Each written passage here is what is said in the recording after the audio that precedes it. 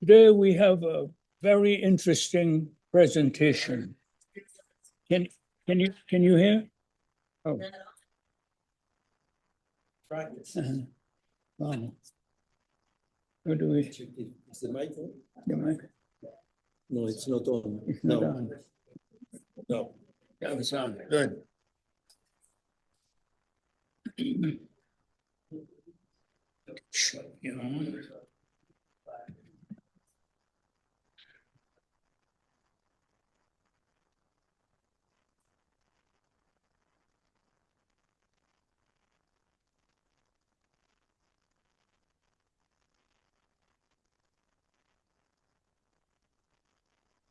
Can you hear me now? Yes. Today we have a very interesting presentation. It has to do with the way we walk. Why do we fall? And what we can do not to prevent falling, because that's inevitable as we get older, but what we can do to reduce the number of falls that we may have. And finally, I'll give you a brief report of a government agency on falling. It's not a very good one. Now, first, I want to analyze gait. I want to analyze the way we walk. The way we walk is referred to as our gait. I remember my first evaluation of a patient, and I presented a bill for walking, and the insurance company refused to pay. So I presented a second bill for walking, and they refused to pay. So I inquired from my friends, what was I doing wrong? And he said, not walking. Anybody can tell you to walk. You should bill for gait training. And the word gait training meant a difference of $100. So today we would analyze your gait, the way you walk. What is your gait? Gait simply means the way you walk. And the way you walk is very unique. But there are standards set because we have to know what is normal and what is abnormal. I take exception to that because I think the way the good Lord made us is normal. But that's not so in medicine. Normal is established. So the way we walk is established. Now, for the next few minutes, I would go over the way we walk. I would analyze the way we walk. And is it? It's, I should be able to turn it.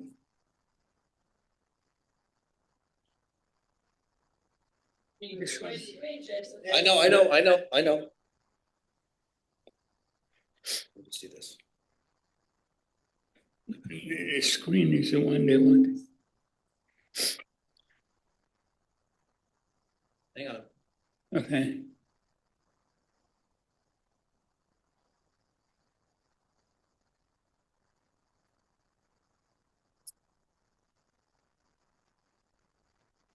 And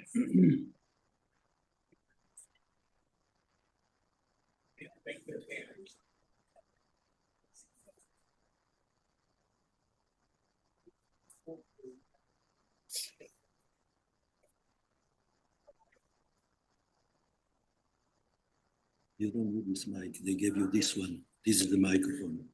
Oh, just one? Yeah, you don't need this. You don't need it. Okay, good. All right.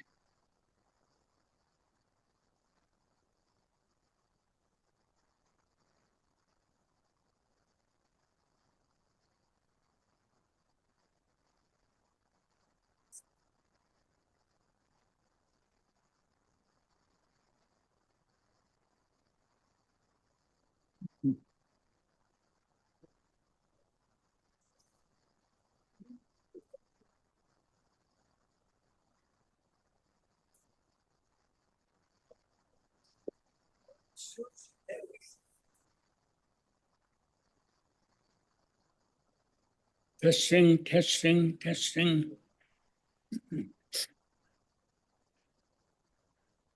Good. Now it's on. Good, good. Now, if I were to define your gait, not too loud, I would say it's too loud.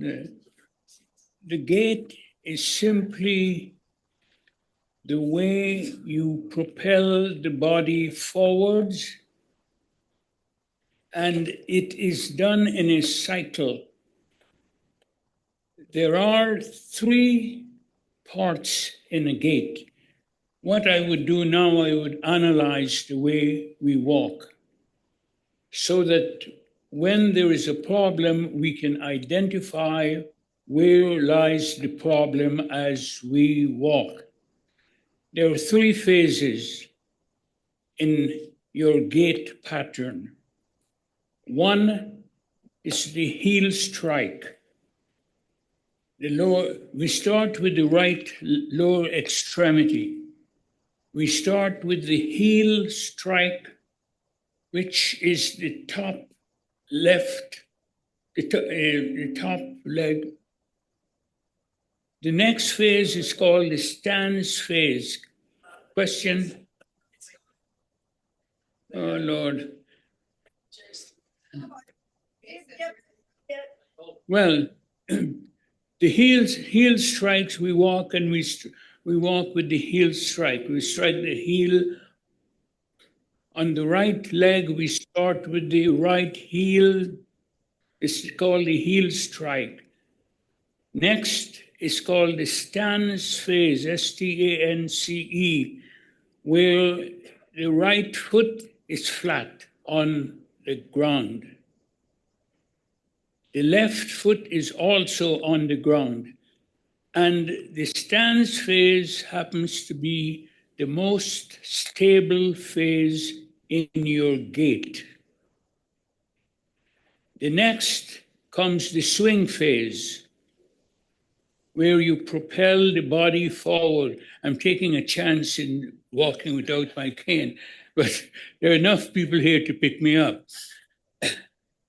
So the next or third phase is called the swing phase, in which we swing the body forward. Now, your gait is a cycle, so the phases are repeated. At the end of the swing phase, you land on your foot and your heels to start the next cycle. So if we start on the right heel is forward, heel strike, then the foot is flat, stance phase, and the next on the opposite leg, the swing phase, you propel. At the end of the swing phase, you land on your foot and heels, and you're ready with the cycle again. Heel strike, stance phase, swing phase, heel strike, stance phase, swing phase. And it is a cyclical event we walk. The gait cycle is called. This is very important because you would see why you shuffle, and you would see where you are likely to fall during the gait cycle.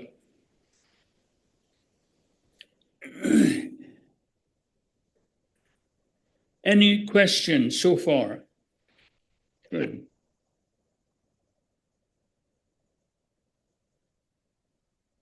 Now, the gait is very important because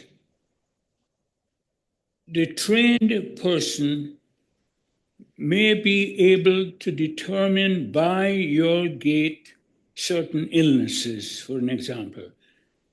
But that's not the subject of our discussion. I just mentioned that for completeness. By your gait, I can sometimes determine, the neurologists are able to do that, that's their field.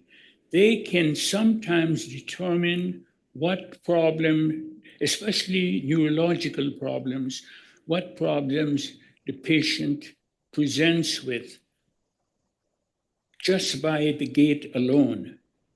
So when you enter the doctor's office and you reach his desk and he's writing a prescription, he has already observed you by walking in. So the fees start from the time you enter that door. Okay. Okay. And that's very important. And why it's important to know the three phases, because you would see why do you shuffle, and you would see what happens if there is anything wrong in any of the phases that I have outlined. Heel strike, stance phase, swing phase, and you swing, heel again, stance and swing, heel, stance, and the cycle goes on and you advance forward. When are you likely to fall during the gait cycle? Well, you're right part of the way, but you're bluffing. You are likely to fall during the heel strike. One, why? Because during the heel strike, oh, that thing should be on now. During the heel strike, so many gadgets here. Somebody's here. Oh, oh well. Well,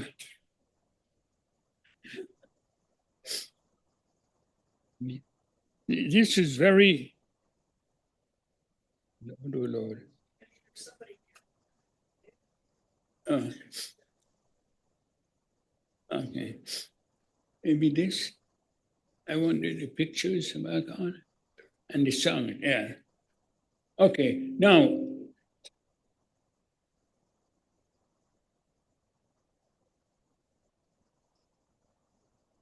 here is the heel strike. We're starting the cycle up there.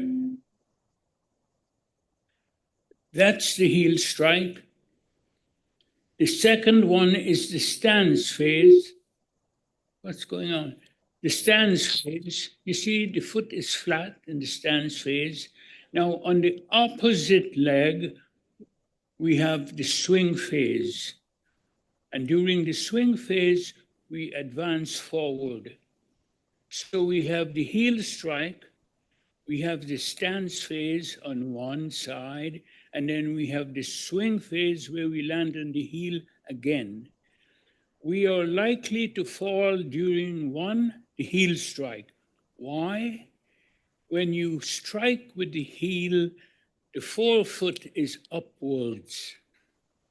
If you have a scattered rug or rugs on the floor or an uneven sidewalk, you would not be able to clear it if you toe strike. If you do not heel strike and toe strike, you would go bump forward and you would topple forward, heels overhead. Is that clear? Do you get that picture? If you do not heel strike, when you heel strike, the forefoot is lifted up. This is the heel strike, lifted up. If you're unable to do that, and instead you do that, you toe strike, you're going to go over. So usually the injuries that I see involving especially school children, toddlers, you see bruises on the forehead. They come to me because they're bruises on the forehead, constantly falling. These kids, unfortunately, come with a shortened tendon. It's getting well. The Achilles tendon at the back of the leg, I'm fading away, I think, are shortened. And when they're shortened, these children cannot heel strike. They cannot do this when they walk. They walk like this. Some children, that remains for the rest of their life. I have seen it in some countries that I've served, and they walk like this. Those conditions can be altered at the right time, especially in children. We do a procedure called dynamic stretching of the Achilles tendon at the back. Dynamic over a period of time, and you lengthen the tendon at the back of the heel, and those children are able to heel strike normally. When it's too late, this child now is grown, you may have to do a tendon lengthening procedure where you lengthen the tendon at the back of the heel so that that person, when he walks, he can heel strike and pick up the forefoot. If you cannot do that, you'll be always stumbling forward as you walk. The evidence of that are bruises, falling. And it happens in children very often, young children. So we see why it's useful to know, to be able to analyze what you do so you can pinpoint where the problem lies. They come to me and they say, I see bruises on the forehead constantly. And the difficulty, I immediately think shortening of the tendon. These kids are walking like that too. And sometimes, unfortunately, they walk like that for the rest of their lives. I have seen it in the company. Whereas that can be corrected in most cases. You can do a serial stretching, or you can do what they call a TAL, tendon Achilles lengthening. You lengthen the tendon at the back of the leg here. Give them a little more room. That's one fitting. That's one time that you are likely to fall. Speak louder. One time you are likely to fall. The next time you see, during the stance phase, during this, I just show one leg, but let's see the other one. That thing is useless. Can we switch to the next picture, please? Okay, this is a little better. Now, if we say this is the right, here is the heel strike. Here is the stance phase. Now, during the stance phase, you are a bit more stable. Why? Because this is flat and the opposite leg is flat also, more or less. So you're stable and you're less likely to fall. You may fall again during the swing phase. That is, you see, he swings the opposite leg to advance. And during that phase, the person may fall. Why? You are standing only on one leg. You get that picture? When you swing, you're standing only on one leg. If there is any weakness, pain, deformities, or any weakness of the so-called strong leg, you may fall. You would not be able to bear the body weight. So in the gait cycle, this thing is playing tricks. You may fall during the heel strike. The stance phase, you're stable, both are on the ground. And the swing phase, you may fall again if the so-called good leg is not strong enough, or for any other reason it cannot bear the body weight. Okay, I give up. Now, and that's called the gait cycle. It's called a cycle because it repeats itself. It alternates between the right and the left, and so we propel forward. The gait cycle. Now, I mentioned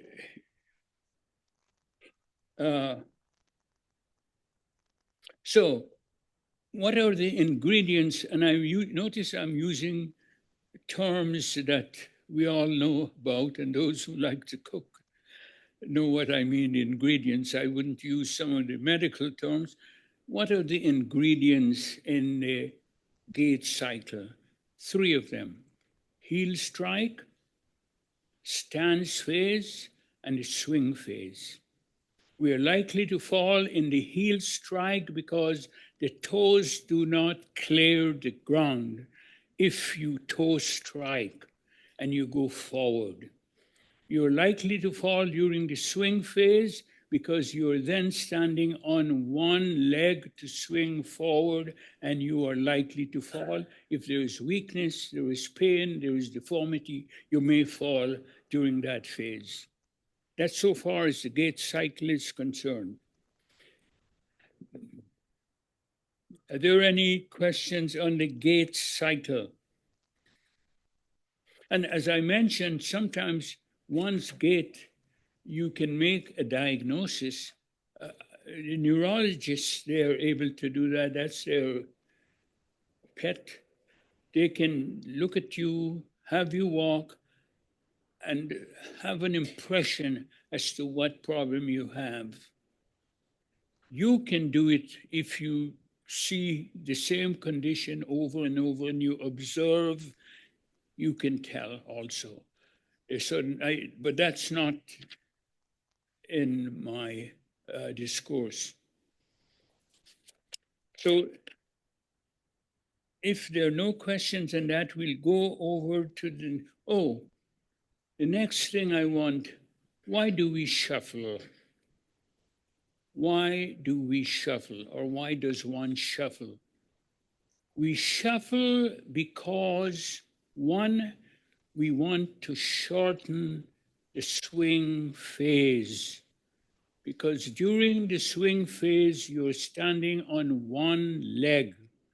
You cannot stand on one leg and walk.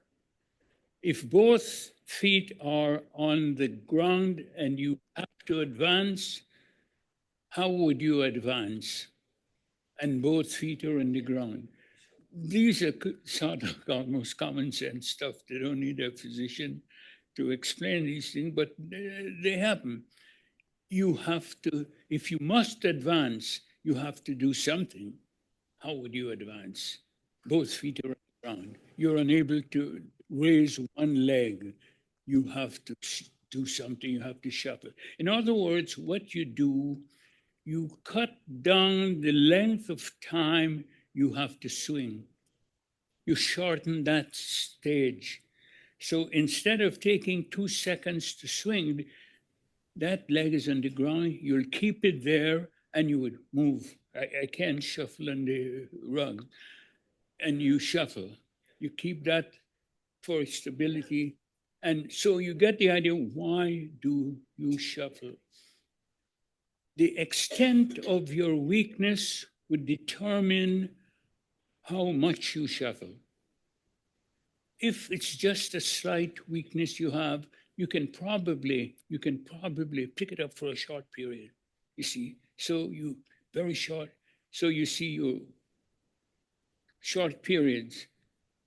That is why you shuffle, because you're cutting down on the swing phase of the cycle.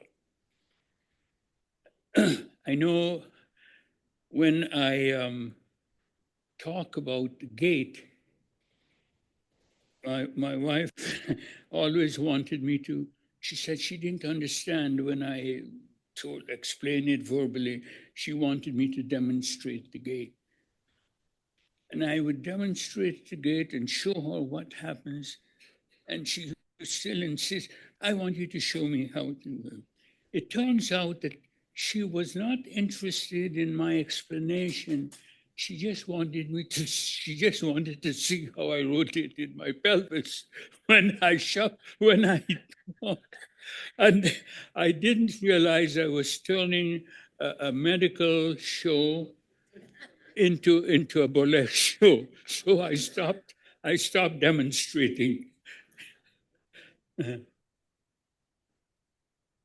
Both feet on the ground. Right. That's what's safest. Yes, that's the stance phase. Is keeping his feet on the ground more. That's right. Could just be That's a right. fear of falling. Right. Nothing to do with the physiological, Have nothing to do with, but just fear. that's one reason. It could be weakness. It could be the nerve to the area is deficient, can't walk.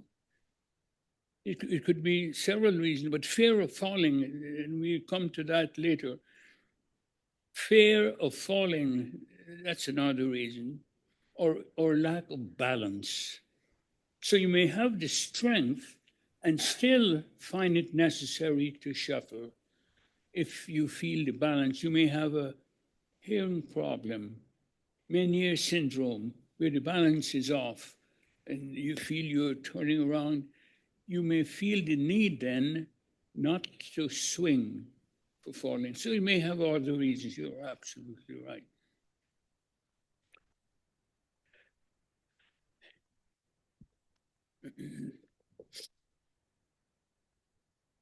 So we move on next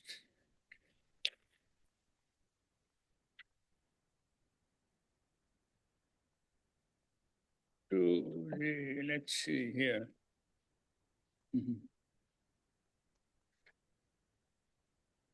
Right. Now we move on next to other reasons for falling. We may fall because of conditions which exist within ourselves or conditions which exist in the environment.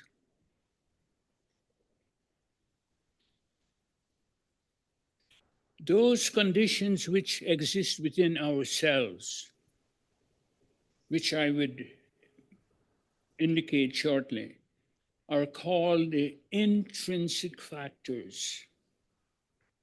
So you may fall because of intrinsic factors, conditions within the self, within you, something you can probably do something about directly. Intrinsic factors. The other reason you may fall because of what you call extrinsic factors outside of yourselves. Maybe the administration is responsible for those. Maybe the manager is responsible for those. They're outside of yourself. Someone else has to take care of that. What are some of the intrinsic factors that may cause you to fall? We would, Not paying attention. not paying attention, Ice on the ground. that's an extrinsic factor. Somebody else is responsible, they can do that. Intrinsic factors, for an example, you have a cardiac condition, you have an arrhythmia, for an example. No, let's start from the top. You have an eye visual problem. You find that you are reading, but every day you're pushing the object further and further away from you. There's something is going on. That's not natural. You're reading, and then you have to push the object books away. There is something going on with the vision. And A lot of people in the back, they cannot hear you. oh, thanks for telling me. I thought this.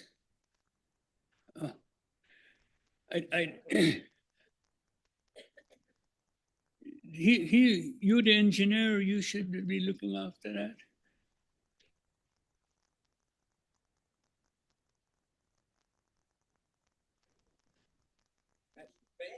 Bend the microphone closer to your mouth.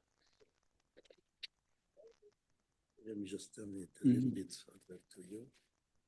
Okay. I don't know if that will help, but let me Good. see if I can. Mhm.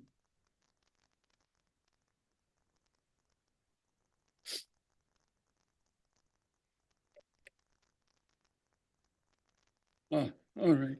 Well, maybe I move more back. So there are other conditions or factors that prevent us. That's better. Okay. There are other conditions that make us fall, cause us to fall. And I mentioned them. They're factors. We call them intrinsic factors, those that operate within us, and extrinsic factors, those in the environment. What are some of the intrinsic factors that we can do something about that may cause us to fall? What's that? No, that's an intrinsic factor.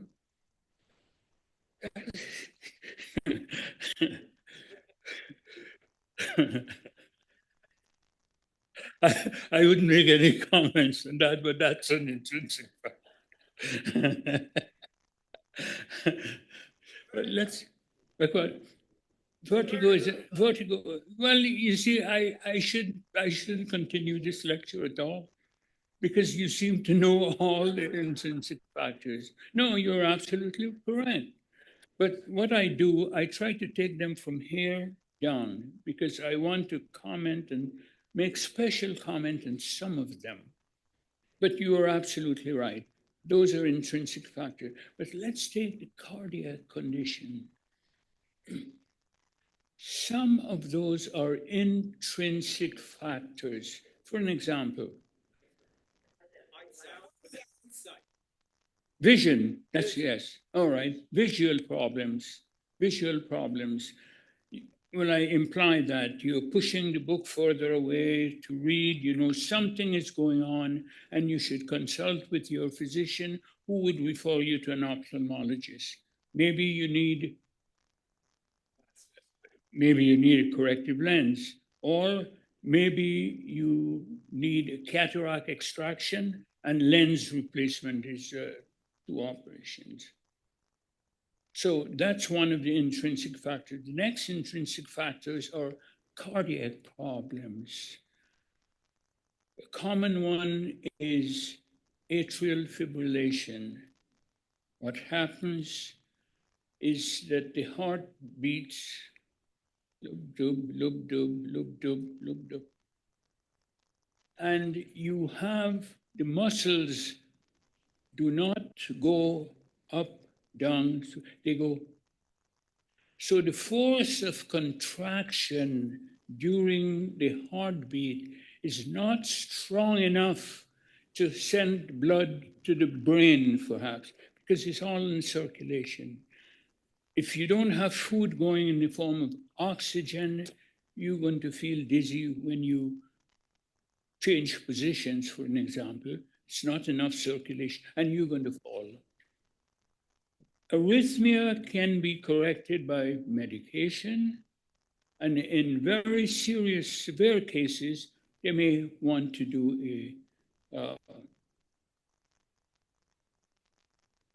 the next thing they do with the heart. And then a pacemaker. They may give a pacemaker, which regulates the beat and so on, and things go on. So there, yes. Part of the body. Yeah. So that's also an intrinsic factor. Cardiac conditions, balancing may have to do with hearing. Hearing deficiency is another intrinsic factor that they have mentioned, because the number of people with hearing deficits that fall is very, very, very high, the highest of those who fall, believe it or not. Your spinal, your posture and your spinal bone. Your, problems. your spinal, Your spine, mhm, your shape of your spine. mhm. And people are leaning forward constantly because of their structure of their spine. Right? Wouldn't that be occasion to fall more often than if you have a good posture? It would contribute. It would contribute, or it could contribute. But you know, there are people with normal strength, normal range, and still they fall. Why? See, there are several factors that keep us erect, upright, and keep us in the normal gait cycle. People have all these requirements, all the ingredients, so to speak, and still they fall. It may be a balance problem.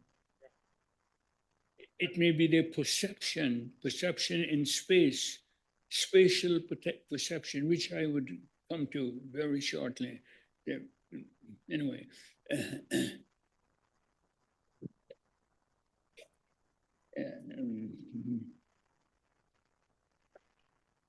let's see.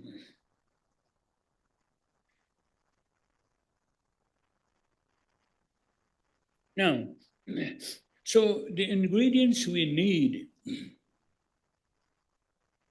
or the inputs, I should say, that influence, let us stick to the script. The ingredients that we need to influence a normal gait are you need good functioning muscles. 1. 2, you need good pain-free functioning joints. 2. I'm giving the main ingredients. 3, you need a good functioning nervous system going to these areas. And when I mention the nervous system, there are 2 things I want to mention that you probably have seldom hear about. One is called proprioception. You need proprioception, and you need another factor called stereognosis. I only mention these when I charge fees for my lecture because they're impressive. But what is proprioception? Proprioception simply means your sense of position in space. If I ask you to close your eyes and I stabilize your forearm and ask you to move the hand up and down, up with your eyes closed, you should be able to tell me if it's up, if it's down, if it's in, if it's out. That is proprioception. Simply put, the same with the legs. If I ask you to extend the leg forward, backwards, one side, the other, you should be able to tell me with your eyes closed if these are happening. Some of these tests, you can be your own neurologist and check yourself out and see if you can do it. If you know the awareness of the extremities in space, proprioception, very important in walking. I will tell you why. The next one is one called stereognosis. Stereognosis is the sense of form, the sense of shape. If I place a round object in your hand with your eyes closed, you should be able to identify that object. There are many people with conditions affecting them that they cannot do it. And the same with proprioception. You do the test on some subjects and they couldn't tell you if it's up or if it's down. There's something going on and you need those impulses to walk. They're not mentioned usually because there's so many other things that are not mentioned. So you need proprioception, position, you need stereognosis, a sense of shape, a sense of form. For an example, if I give you a safety pin with your eyes closed, you should be able to feel it and say, this is a safety pin. Or if I give you a coin, you should be able to say, it's flat, it's rounded, it has serrated edges, and so on. So when you start to have a lacking of these senses, it means something is going wrong. And you should seek attention. You go back to your physician, you tell him something strange is happening to me, and he in turn would refer you to the neurologist, and then he takes it from there. So those are the two things. And, you know, even in driving, when you put your foot on that pedal, you should be able to recognize that this is something flat. In the old days, you know, the gas pedal was a rounded thing, I believe. It wasn't flat. And people have often put their foot on the gas instead of the brakes. And so you know what happens after then. Because that sense that they have to distinguish was gone. The position sense was gone. They have no awareness of that. You see, we take for granted when we can do these things normally, but we have no idea how difficult it is for those who cannot do the little things that we can do. The little things. And that's why we say we have to be thankful for small mercies. There are people who can't do these things. I've seen it in my 50 plus years of practice. People cannot do the things that you take for granted, little things for granted. So those are two things that you need for normal gait: proprioception, stereognosis. They come under the nervous system. And last but not least, you need a good footwear, good shoes. I, I remember seeing someone who was being treated for pain in the calf.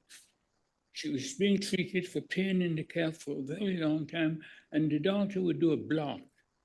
He blocks the area, the back of the, and then she would have some relief for a short period of time. And then she came to the office, and when she came with this high heel walking.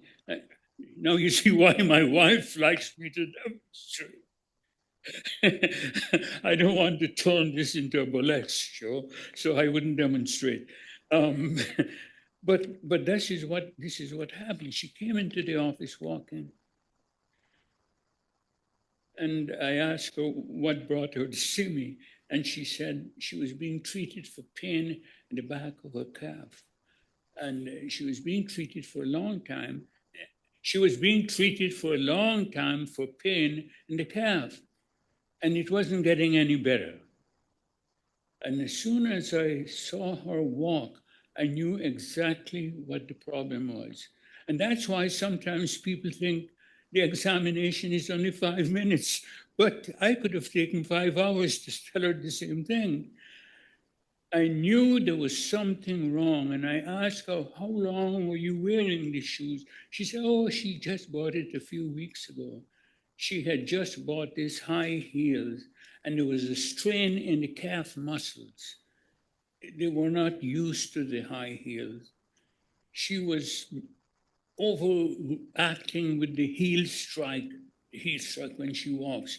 And sometimes you hear the footstep behind you, especially when you're a young man, and you turned around. She's not trying to get your attention. She's simply walking correctly. She's heel striking, and it makes this cup. It's like a trooper almost. You hear that noise. So don't look back if you hear this sound in someone with high heels. They're not trying to get your attention, believe me. All right. Any question on that score?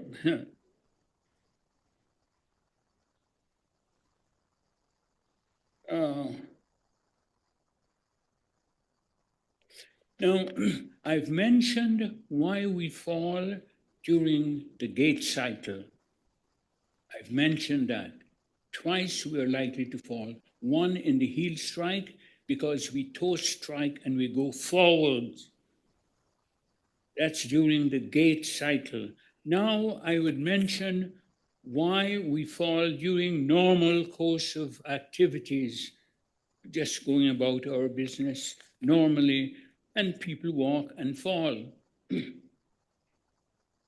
Uh,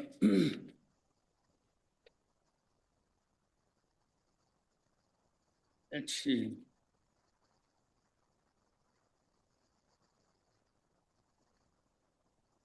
Oh, yes. Now I'm discussing the risk factors in falling, the risk factors. And I divided them into two groups, intrinsic and extrinsic. And I was mentioning the intrinsic factors in why we fall. And among them, most of us know, one, someone mentioned visual factors, you're not seeing well. Second one, large group I'm mentioning, is cardiac factors. Cardio, very, very important.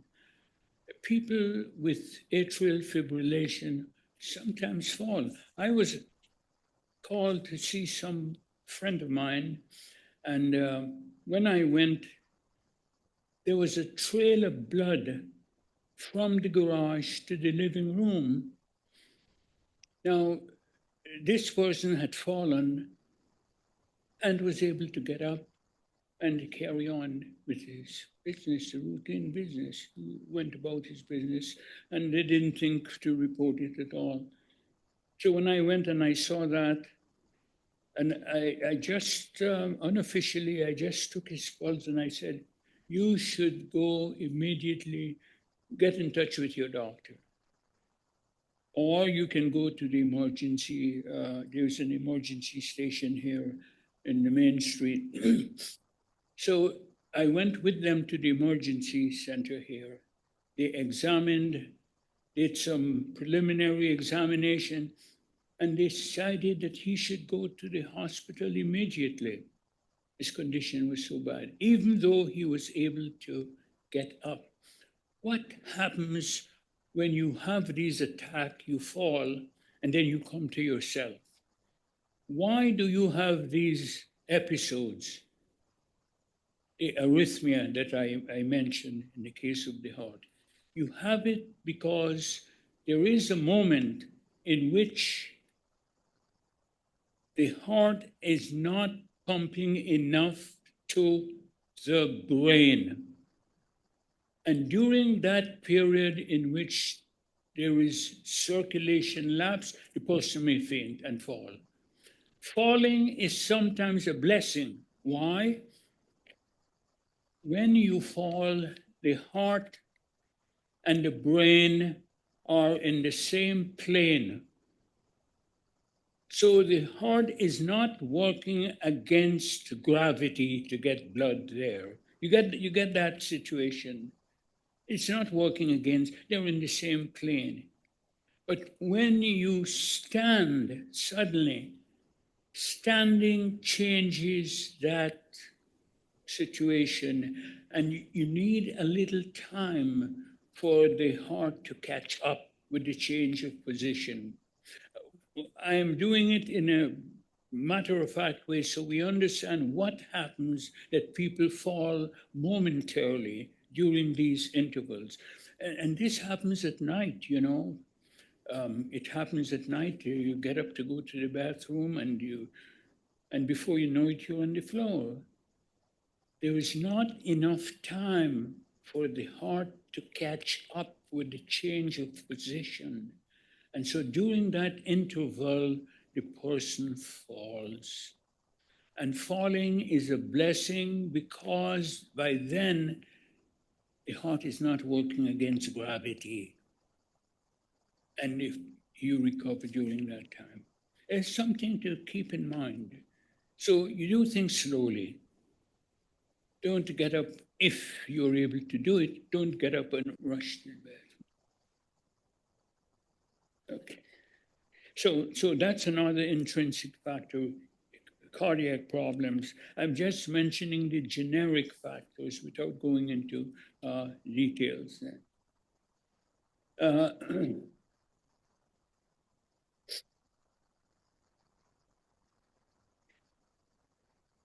and we mentioned vision. I should have mentioned glaucoma. I should have mentioned cataract, which is common. They're all internal factors.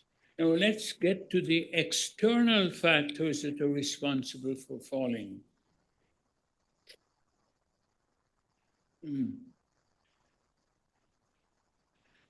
These are called risk factors.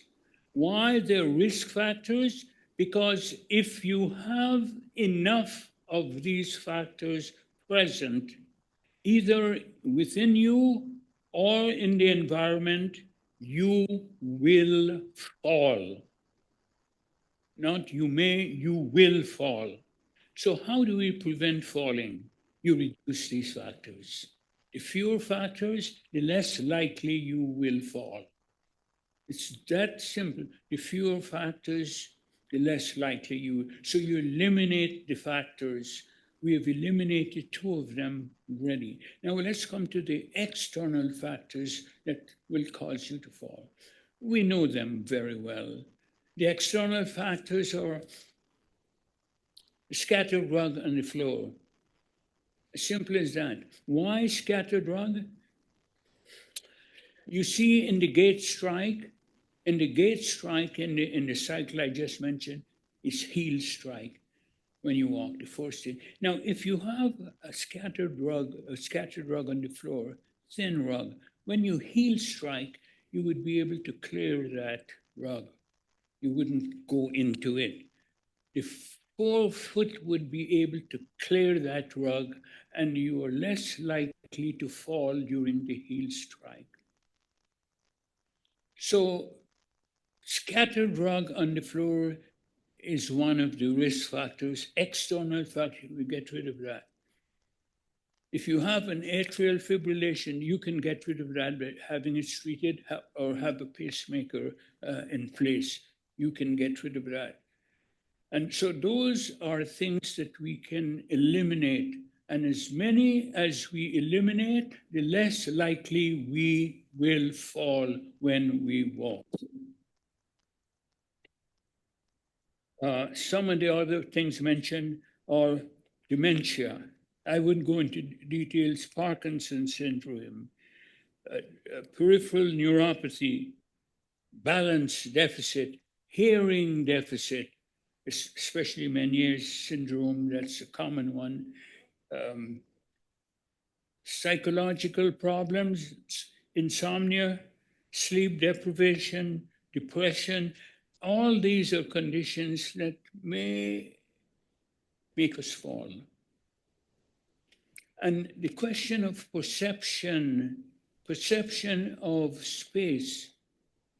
You are going down the stairs, and that's one of the most dangerous places for seniors is to go downstairs, because your perception is altered as we advance. Note I didn't say as we get older, as we advance. Our perception in space, and you're going down the steps, and you put your foot down on a trailer or a step that is not there, but you perceive it as being there, but it is much further than you perceive. And so what happens? Just imagine you're going down the stairs and you put your foot down on something that's not there. You go heels over head. It happens very often. It's a very common cause of falling. Incidentally, the exception to the heel strike is when you're descending the stairs, you don't do the heel strike, you go with toes. You go on toes first. And you're trying to get your orientation to make sure you're stepping on an object and you're not stepping in thin air. So it's one of the most common places, is the most common place that we are likely to fall is the stair climbing, ascending and descending the stair. If you have to do it, make sure somebody is with you always.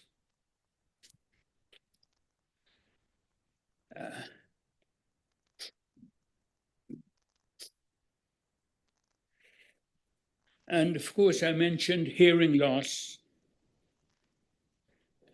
The other extrinsic factor they mention here, medications.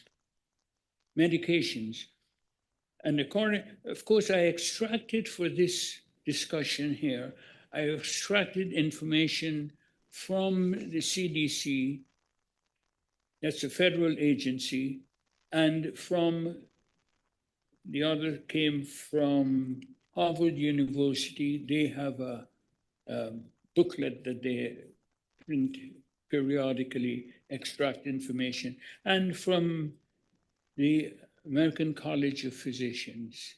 I extracted some of the information from that and put them together. And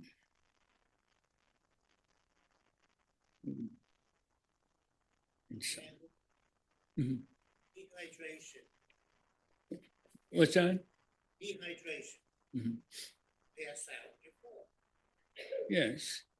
Dehydration is one. You can pass out for dehydration. Yes, yes. I don't know if it's the most common, but it is common. It is common, dehydration, especially in the summer. Dehydration, we don't drink enough water, including myself. I have a bottle of water there. I haven't taken any yet. And medications. And according to some authors, if you're taking more than 4 medications, that's an extrinsic factor in falling. People sometimes take 5 and 6 medications. And the problem with medications, you do not know which medication potentiates the effect of the other. You understand what I'm saying? You don't know which, and the doctor himself doesn't know sometimes.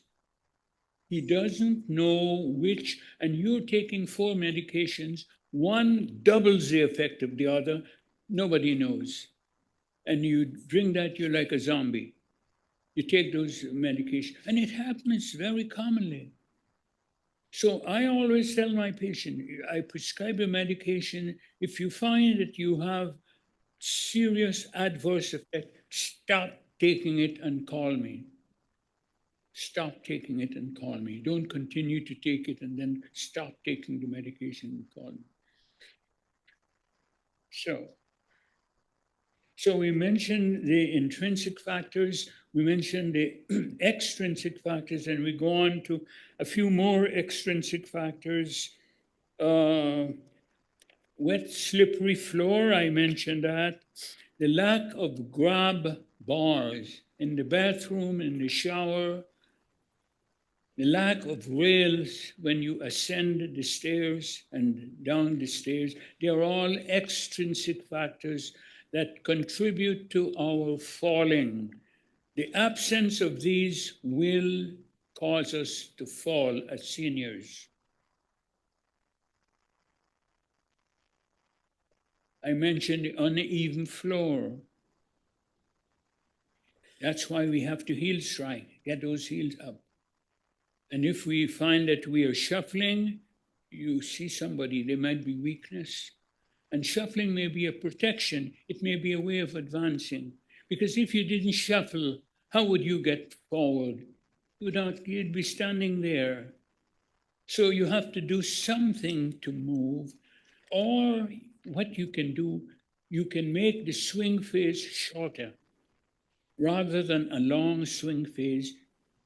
Because the longer the swing phase, the longer you're standing on one leg. That's the thing I want to stress. The longer your swing phase, the longer you're standing on one leg. So you shorten the swing phase, and you find sometimes people appear to be running. Why? It's a safety mechanism. they are altering the swing phase so they do not stand on one leg for any length of time. And you shouldn't just go and say, no, don't walk. No, no. It's a mechanism the person adapts to get forward in a safe way. You alter the swing phase. I think I've touched on most of these. The next thing I would like to do, I'd like to share with you something from the CDC. The CDC is the Center for Disease. That's right. Somebody knows it better than Center for Disease Control, and you've left out one word, which is very important, and prevention. Center for Disease Control and Prevention. And this is what they tell us, because this is for all of us to know, to read. I have difficulty reading without my glasses. More than 1 out of 4 Americans aged 65 plus fall each year. I want you to listen to these statistics. It's very important. It says more than 1 out of every 4 American age 65 plus fall each year. That's a lot. That's a lot of people. Many of these falls are not reported because there are no obvious injuries. But I have to warn you, with the falls that do not leave you with any gross injuries. I give you an incident. I was called to see someone that I knew well. I was called on Saturday. When I went to, I listened to his wife, and she said, you know, we just came back from vacation. They went to the Caribbean. We've just come back from vacation, and he just has trouble walking. We spent 2 weeks, we went swimming, and we back, and he has problem walking. So I said, well, I'll come over and see him. But I wouldn't be able to come until Sunday. I went to see him on Sunday, and even with the walker, he was unable to walk. And I said, there's something going on, something in progress. Let's get him to the hospital. She got him to the local hospital, and the neurosurgeon was on duty. He was seeing someone else he had operated on. And he obliged me by seeing this patient. And when he saw him, he said, operating room right away, made arrangement. They took him to the operating room, and he had a great big subdural hematoma pressing against his brain. This man had either fallen or something has hit his head while he was going on his vacation 2 weeks before that incident. 2 weeks before that incident. He went on his vacation, he went swimming, had a good time, and then he came back, and lo and behold, he couldn't walk. He had a great big subdural hematoma. It was a slow, consistent, persistent bleeding he's had. He would have died if the neurosurgeon wasn't there and he wasn't alerted to go right away to the emergency room. And the reason I mention this, some of the innocent falls, and that all you see is discoloration, a little bruise, or you see nothing, just a little ache which goes away. You should tell somebody, you know, I had a fall yesterday, but I think it's all right. Let somebody else know. So if something happens, this pain progresses, at least someone else knows that you did fall, and it helps those who are going to treat you or see you. Yeah. Sure, absolutely, absolutely. But he'll strike at Mhm. Yes. But he was talking, this was when I had my hip And he said, because of what I was doing from fear, was I was trying to keep myself like a tripod, and I had Oh, my yeah. feet out to the side. Mhm. So the sideways balance was odd. He said, put your feet are built to come right out of your hips, straight down. Not out like this, but Mhm. straight down. And he had me practice, just move my foot forward, Mhm. move it forward, Mhm. straight forward, because we tend to, if we're scared, we sometimes do this. And it Yeah. makes it worse because then when we're out of balance. Mhm. Does that make sense? Well, it makes sense Yeah. because you know, walking also has to do with how the hip joint is set. There are two. I didn't want to go into this, but it happens. There are two sets of bones here. You have one, the head of the femur. It depends how the head of the femur sets in what is called the. Let me get this. The socket. Oh boy, you better come over here. Can you? You want to come in? How it sets into the socket of the pelvis, and it depends on that angle. You know, you have the head, you have the neck, and then you have something called the trochanter, and it depends on that angle. Depends how some people they walk like that. It's normal for them. They still heel strike, except they rotate the pelvis. It depends on, and that's perfectly normal for that person. So I don't like to label abnormality sometimes, but your surgeon is right, and he knows best. Pretty well. But I walked, Yes. and I was nervous Mhm. because I had just had surgery, and so I was kind of walking from side to side, and he said. Well, you know, that's one of listed here, one of the intrinsic factors in falling, just what you're saying. Yes, you have to overcome that. It's easier said than done, but you have done it. You trained yourself. Pardon? 2:30. This time. Yes. Well, that's, oh no, this thing, let me finish reading this thing quickly. Falls are the leading cause of fatal and non-fatal injuries among older adults. The cost of treating injuries caused by fall is projected to increase to over $101 billion by the year 2030. This is not my report. This is the Center for Disease Control. Staggering. It goes on to say, falls result in more than 3 million injuries treated in emergency rooms, in emergency departments annually, including 800,000 hospitalizations. In 2015, the total cost of non-fatal fall injuries was $50 billion. I'm almost finished. Each year, $754 million is spent on medical costs related to fatal falls.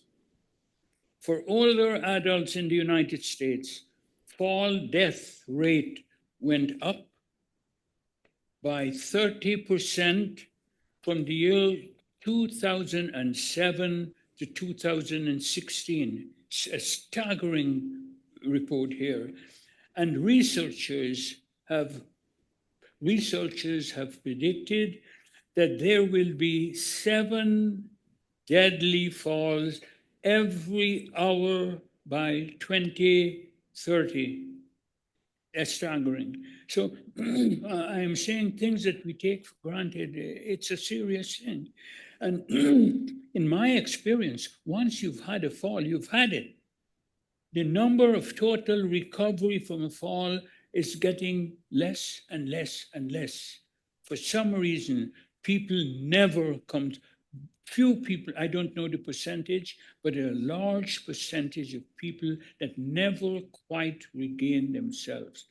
They die from comorbid problems, pneumonia, septicemia, something else. And let me get on with this. People with mild, listen to this, people with mild hearing loss were 30%, older adults in the United States, fall death rate went up from 30% in 2007 to 2016. Oh yeah, people with mild hearing loss are nearly 3 times as likely to fall with each 10 decibels of hearing loss, increasing the fall risk. And finally, falls with or without injuries also carry a heavy a heavy toll on the quality of life. A growing number of adults fear falling. This is what you're referring to, fear falling. And as a result of this, limit their activities and social engagement. This can result in further physical decline, depression, social isolation, and a feeling of helplessness. And that's all I have to say today on this. Yeah. Mhm. But Is there a way before doing less damage? if there's a way to fall, you see, yeah, but you see, you don't anticipate you're going to fall. If you anticipate it, then you can conceptualize a way not to do it. But you don't. It happens. You're walking and it happens. How are you going to? When people fall, they don't plan it. But it's anyway. I am glad. Well.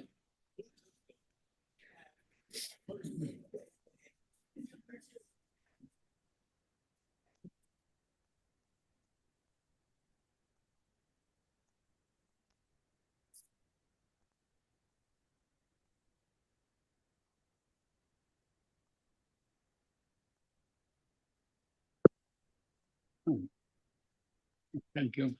Thank you. Thank you. Thank you. Thank you. I got to. Okay.